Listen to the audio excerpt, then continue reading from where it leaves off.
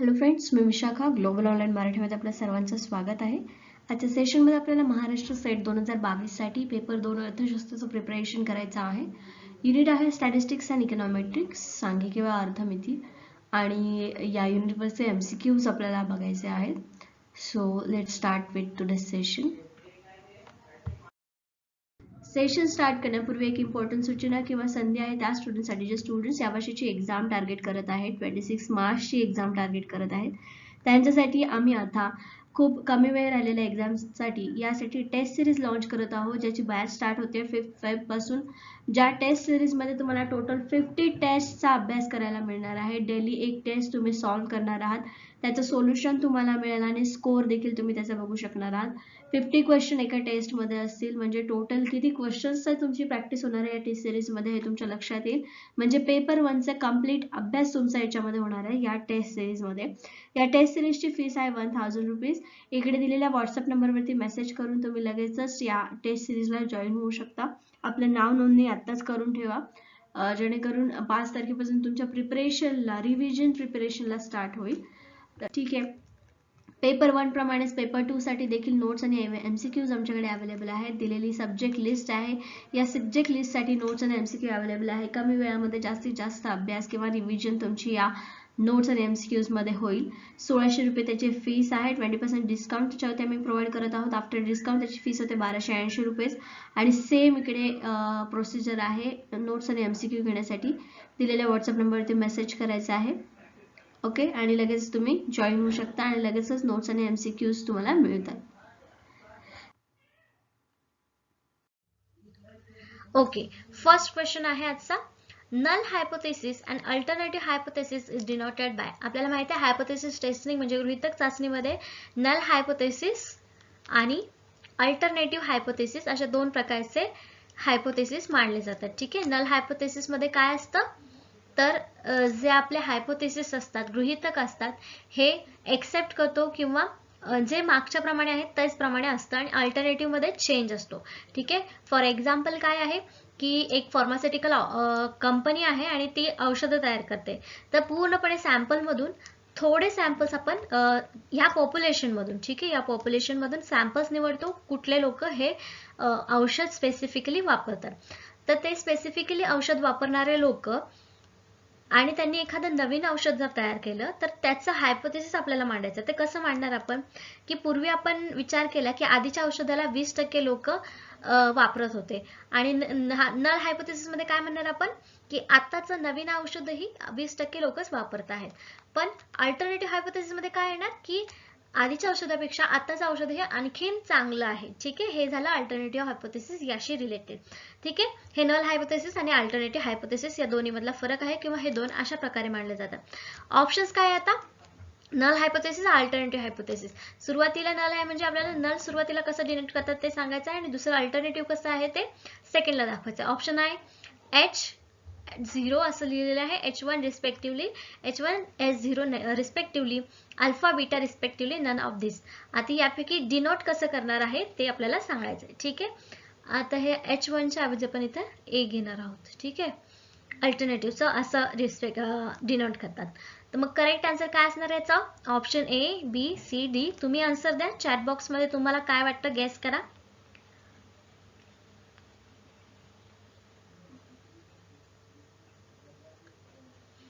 ठीक आहे. याचं करेक्ट आन्सर आहे ऑप्शन A. असं डिनोट केलं जातं, हे नल हायपोथेसिस आणि हे अल्टरनेटिव्ह हायपोथेसिस, म्हणून करेक्ट ऑप्शन इथे A आलेला आहे. The null hypothesis is general statement that state that there is no relationship between two phenomena under consideration, or there is no association between two groups.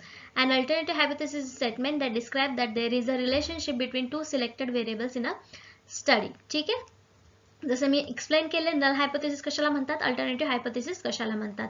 आता यामध्ये पण type 1 error आणि type 2 error अशा प्रकारचे hypothesis मध्ये errors येतात. ठीक आहे. आता हे एरर्स आपल्याला पुढे जो क्वेश्चन येईल त्याच्यामध्ये बघायचंच आहे, पण आता तुम्हाला नल हायपोथेसिस आणि अल्टरनेटिव्ह हायपोथेसिस समजलंय.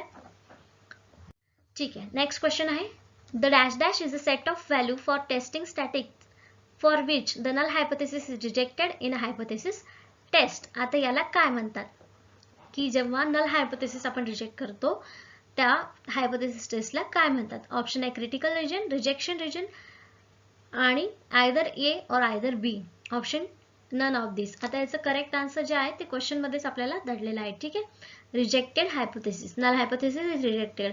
मग त्याला काय म्हणतात, ऑप्शन्स सांगितलेले आहेत मी, तुम्ही प्रयत्न करा याचा करेक्ट आन्सर देण्याचा.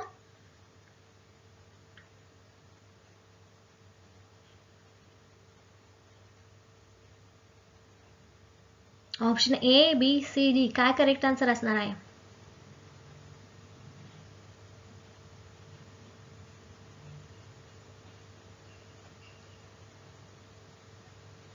गेस करा. ठीक आहे, याचं करेक्ट आन्सर आहे ऑप्शन सी. त्याला क्रिटिकल रिजन पण म्हणू शकतात किंवा रिजेक्शन रिजन पण म्हणू शकतात, कारण नल हायपोथेसिस काय केलेला आहे, रिजेक्ट केलेला आहे. म्हणून इथे आपण हे दोन्हीही म्हणू शकतो, म्हणजे आयदर क्रिटिकल रिजन म्हणू शकतो किंवा रिजेक्शन रिजन, असं दोन्हीपैकी म्हणू शकतो. सिंपल क्वेश्चन होता, क्वेश्चन मध्येच आपला आन्सर देखील दडलं होतं. ठीक आहे, critical region also known as rejection region, हेच त्याचं रिझन आहे. म्हणून आपल्याला करेक्ट आन्सर काय मिळालं होतं, ऑप्शन ए आणि बी दोन्ही. ठीक आहे, is a set of values for the test static for which the null hypothesis is rejected. जेव्हा नल हायपोथेसिस हे रिजेक्ट केलं जातं त्यावेळेला आपण क्रिटिकल रिजन किंवा रिजेक्शन रिजन मध्ये असतो. If the observe test static is in critical region then we reject the null hypothesis and accept the alternative hypothesis.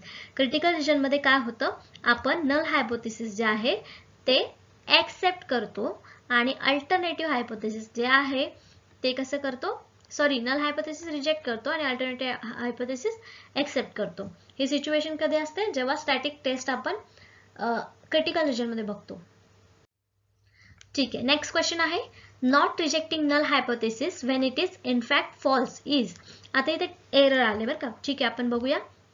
Condition असतात, हायपोथेसिस, नल हायपोथेसिस हे एक्सेप्ट केलं जातं कधी, जेव्हा ते ट्रू असतं, आणि नल हायपोथेसिस रिजेक्ट केलं जातं जेव्हा ते ट्रू असतं. ह्या दोन कंडिशन झाल्या.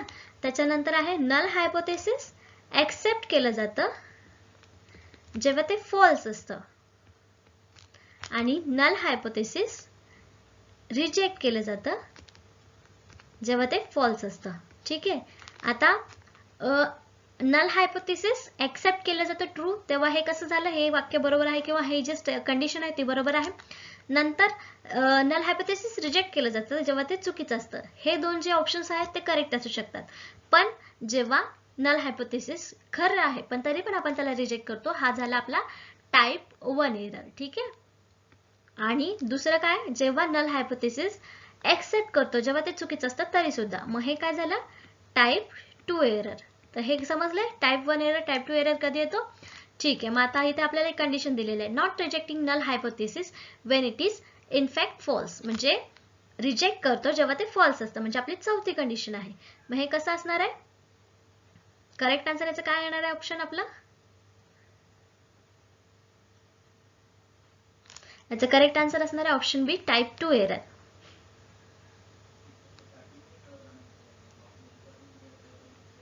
या दोन्हीला आपण टाईप 2 एरर मध्ये इन्क्लूड करू शकतो. ठीक आहे, म्हणून याचं करेक्ट आन्सर ऑप्शन बी आलेलं आहे, type 2 error. In statistics, a type 1 error means rejecting null hypothesis. One error means rejecting null hypothesis when it's actually true. And while type 2 error means failing the null hypothesis when it's actually false. ठीक है, null hypothesis type 1 error and type 2 error समझला. Okay, next question है, which of the following is included under the characteristics of useful hypothesis? Useful hypothesis आपल्याला कुठले character जर दिसले तर आपण ते युजफुल म्हणू शकतो. ऑप्शन्स आहेत, क्लॅरिटी असली पाहिजे त्याच्यामध्ये, एम्पेरिसिझम म्हणजे अनुभववाद किंवा एक काय म्हणतो आपण त्याला, स्वतः त्याच्यामध्ये अनुभव घेतलेला, एक्सपिरियन्स घेतलेला असला पाहिजे, त्याला एम्पेरिसिझम म्हणतात.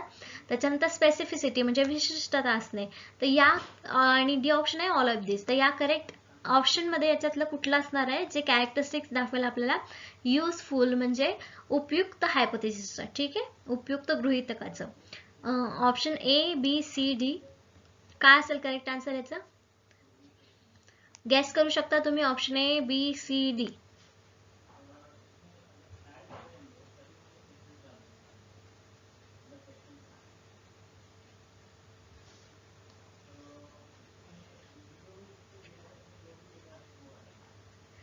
ठीक आहे, याचं करेक्ट आन्सर जे आहे ते आहे ऑप्शन डी. कुठल्याही हायपोथेसिस मध्ये आपल्याला क्लिअरिटी हवी असते.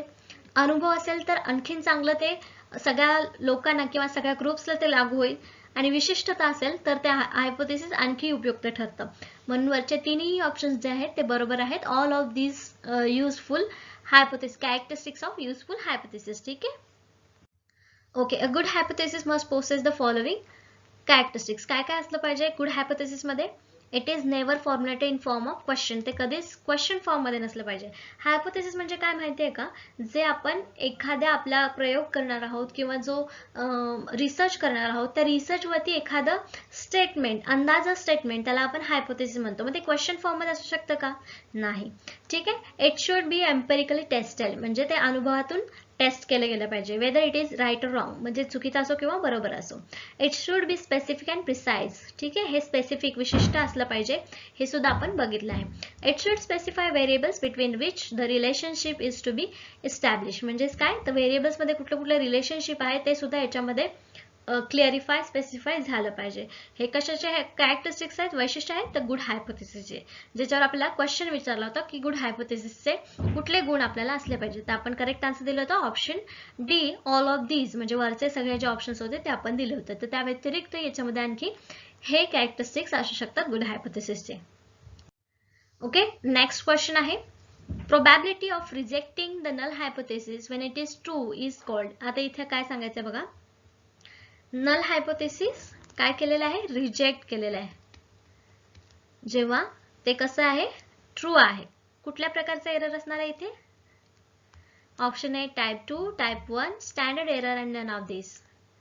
करेक्ट आन्सर देण्याचा प्रयत्न करा. तुम्हाला समजलं असेल नल हायपोथेसिस काय, अल्टरनेटिव्ह हायपोथेसिस काय, आणि टाइप 1, टाइप 2 एरर कुठे येतात.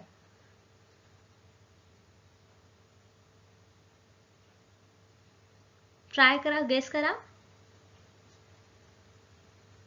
आणि हे आन्सर्स तुम्ही दिल्यानंतर शेवटी मला तुमचा स्कोर सांगा. 10 आउट ऑफ किती मार्क्स तुम्ही मिळवलेले आहेत. ठीक आहे. भलेही 2 असो, 1 असो, काहीही हरकत नाही. त्याच्यावरच आपली प्रगती होणार आहे. ठीक आहे. मी सांगते याचं करेक्ट आन्सर जे आहे ते ऑप्शन 1 आहे. बघितलं होतं ना आपण, जेव्हा नल हायपोथेसिस एक्सेप्ट केलं जातं ट्रू असताना ते करेक्ट असतं, पण जेव्हा रिजेक्ट केलं जातं ट्रू असताना तेव्हा ते टाइप 1 एरर असतं. म्हणून इथं करेक्ट ऑप्शन आपलं बी आलेलं आहे. टाइप 1 प्रकारचा एरर इथे आपल्याला दिसतो. For example, let's look at the trail of the accused criminal. ठीक आहे. The null hypothesis is the person is innocent while the alternative is guilty. म्हणजे एक पर्सन जो आहे तो इनोसंट आहे, हे झालं आपलं नल हायपोथेसिस. ठीक आहे. नल हायपोथेसिस असं म्हणूया. आणि अल्टरनेटिव्ह हायपोथेसिस त्यांनी काय केलंय की तो व्यक्ती जो आहे तो गिल्टी आहे. आता a type 1 error in this case would be mean that the person is not found innocent and he is sent to the jail. आणि काय झालं मग दुसरा हायपोथेसिस आपल्याला काय मिळालं की जो पर्सन आहे तो गिल्टी, इनोसंट नाहीये, तर तो जेलमध्ये गेलाय. म्हणजेच काय झालं, अल्टरनेटिव्ह ट्रू झाला आणि नल हायपोथेसिस जे आहे ते रिजेक्ट झालं. ठीक आहे. डिस्पाइट ऍक्च्युअली बिईंग इनोसंट, म्हणजे तो इनोसंट नसून सुद्धा तो एक जेलमध्ये जाणारा व्यक्ती ठरला. म्हणून इथं नल हायपोथेसिस आपलं रिजेक्ट झाला. आणि मग तिथे कुठला एरर मिळाला आपल्याला? Type 1 error. नेक्स्ट क्वेश्चन आहे, in dash dash a hypothesis should be explained all sufficient facts needed to be understand the problem. एका गृहीतकाने समस्या समजून घेण्यासाठी आवश्यक असलेल्या सर्व तथ्यांचे स्पष्टीकरण दिले पाहिजे. कशानुसार? Option a empirical reference, logical reference, both A and b, neither a or neither b. काय करेक्ट आन्सर असेल याचं? ऑप्शन ए, बी, सी, डी. करेक्ट आन्सर काय असलं पाहिजे तुम्ही सांगा मला चॅट बॉक्स मध्ये. काय करेक्ट आन्सर असलं पाहिजे याचं?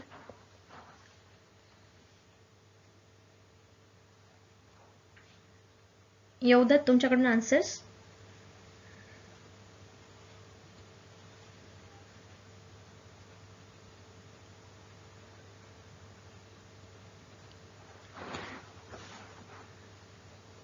ठीक आहे. याचं करेक्ट आन्सर जे आहे ते ऑप्शन ए, इम्पेरिकल रेफरन्स, म्हणजे अनुभवजन्य संदर्भ याच्यामध्ये असला पाहिजे. तेव्हा आपल्याला कुठलेही फॅक्ट समजून घेण्यासाठी प्रॉब्लेम येत नाही. ठीक आहे. म्हणजे चांगल्या प्रकारे आपण ते एक्सप्लेन करू शकतो. म्हणजेच कुठलाही एक्सपिरियन्स जर आपल्याकडे असेल तर ते हायपोथेसिस गृहीतक आपण चांगल्या प्रकारे सांगू शकतो.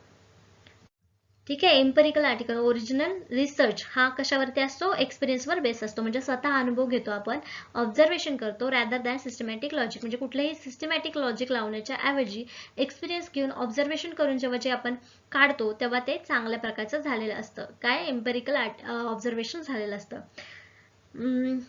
त्याच्यानंतर scientific experiment, survey and research studies याच्यामध्ये या प्रकारचं आपण ऑब्झर्वेशन किंवा एक्सपिरियन्सेस मांडत असतो. ठीक आहे. नेक्स्ट क्वेश्चन आहे, if a sample result fails to support the null hypothesis,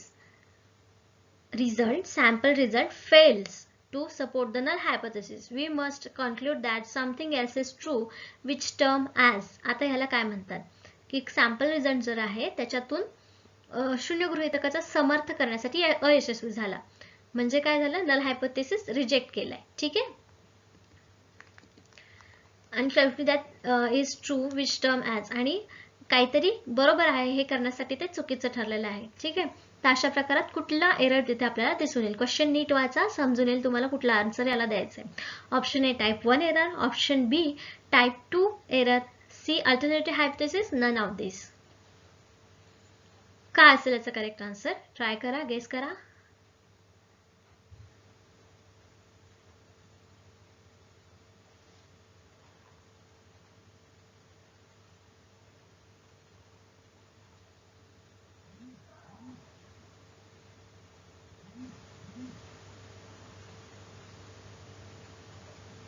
ठीक आहे. याचं करेक्ट जे आन्सर आहे ते आहे ऑप्शन सी अल्टरनेटिव्ह हायपोथेसिस. म्हणजेच काय, नल हायपोथेसिस रिजेक्ट केलेलं आहे पण दुसरं म्हणजे ते त्याच्याबद्दलचं दुसरं स्टेटमेंट जे आहे ते आपण पास केलेलं आहे, म्हणजे फेल्सच्या अपोजिट एक्सेप्ट केलेलं आहे. ठीक आहे. म्हणून त्याला आपण अल्टरनेटिव्ह हायपोथेसिस असं म्हणतो. The alternative hypothesis is just alternative to the null, म्हणजे नल हायपोथेसिसला हे अल्टरनेटिव्ह आहे म्हणून त्याला आपण अल्टरनेटिव्ह हायपोथेसिस असं म्हणतो. If the null is I'm going to win up to $1,000, then your alternate is I'm going to win $1,000 or more. म्हणजे हे करू शकतो किंवा याच्यापेक्षा अधिक करू शकतो हे अल्टरनेटिव्ह आहे, पण हे तर करणारच आहे, हे आपलं नल हायपोथेसिस आहे. ठीक आहे. Basically you are looking at whether there is enough change with the alternative hypothesis to be able to reject the null hypothesis.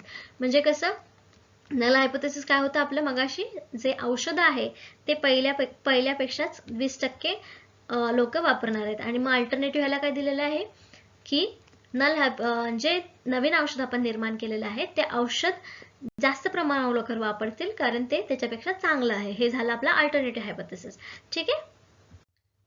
आता नेक्स्ट क्वेश्चन आहे, null hypothesis is always dash dash while alternative hypothesis gives a and dash dash value. आता इथे correct answer काय असणार आहे, option A specific, approximate, specific different, approximate and specific, option d none of the above. काय correct answer असेल याचं, एक एक स्टेटमेंट किंवा एक एक शब्द जे आहे तिथं ठेवून बघा तुम्ही. The null hypothesis always specific, whether alternative hypothesis gives an approximate value, की null hypothesis are always specific or alternative hypothesis gives different value, approximate and नंतर specific, की none of this. Correct answer काय असेल, try करा.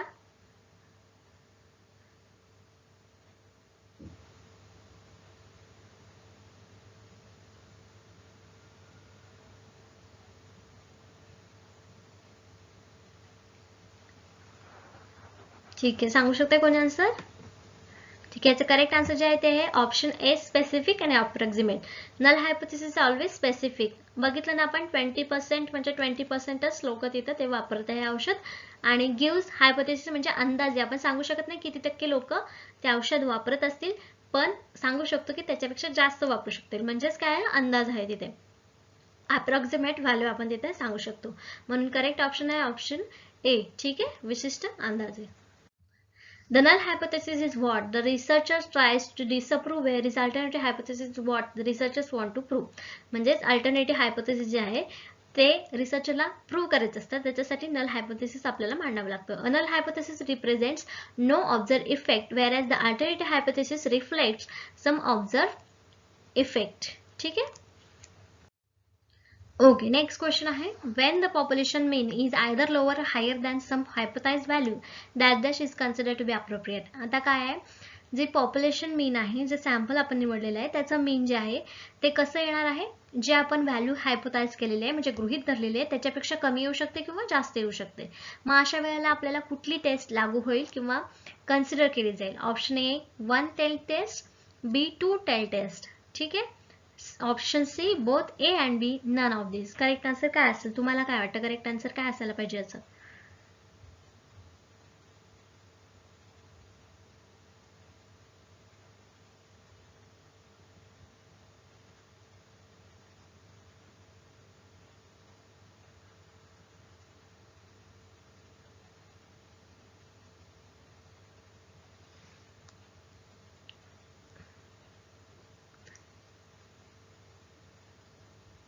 Okay, याचं correct answer जे आहे ते आहे ऑप्शन ए 1 टेल टेस्ट. याला आपण काय म्हणणार आहे, 1 टेल टेस्ट.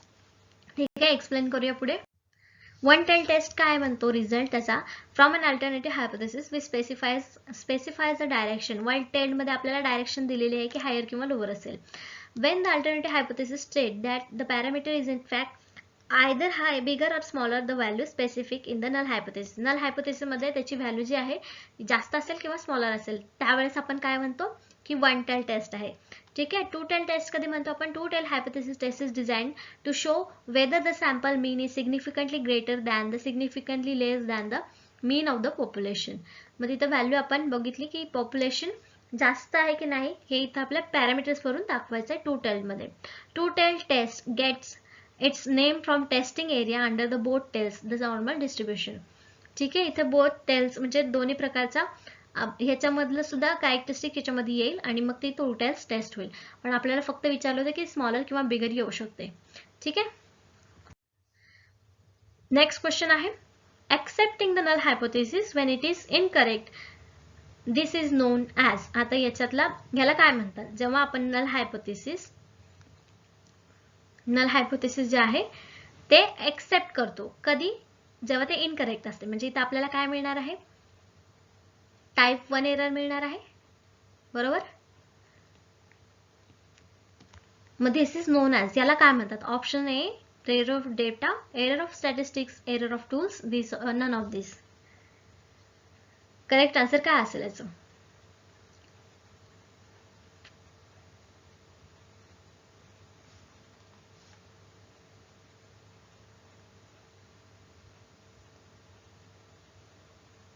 ठीक आहे. याचं करेक्ट आन्सर जे आहे ते आहे option b error of statistics. स्टॅटिस्टिक्सचाच अभ्यास करतो ना पण हायपोथेसिस कशात म्हणतात, स्टॅटिस्टिक्स मध्ये. म्हणून हा एरर जो आहे तो स्टॅटिस्टिक्स आहे. हे हायपोथेसिस मधले जे एरर आपल्याला दाखवतात ते एरर ऑफ स्टॅटिस्टिक्सच येणार आहे. ठीक आहे. In simple words, a statistics error is the difference between a measure value and actual value of the collected data. ठीक है. If the error value is more significant, then the data will be considered as less reliable.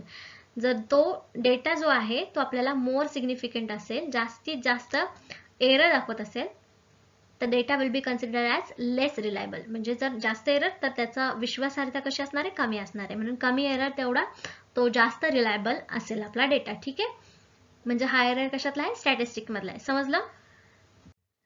ठीक आहे. आजच्या session मध्ये आपण 10 concept आपण बघितलेले आहेत जे होते हायपोथेसिस टेस्टिंग वरच्या रिलेटेड. ठीक आहे. होप या कन्सेप्ट तुम्हाला समजले असतील. तुमचा स्कोर जो आलेला आहे क्वेश्चन देऊन तर तो स्कोर मला चॅट बॉक्स मध्ये सांगा किंवा कमेंट बॉक्स मध्ये सांगा. आणि मग नेक्स्ट सेशन मध्ये आपल्याला काय घ्यायचं आहे तर टाइम सिरीज अनालिसिस आणि रिग्रेशन वगैरे जे काही आपले उरलेले टॉपिक्स आहेत या युनिट मधले त्याच्यावरचे एमसीक्यूज बघायचे आहेत. ठीक आहे. ओके. स्कोर प्लीज आजच्या सेशनसाठी. थँक्यू.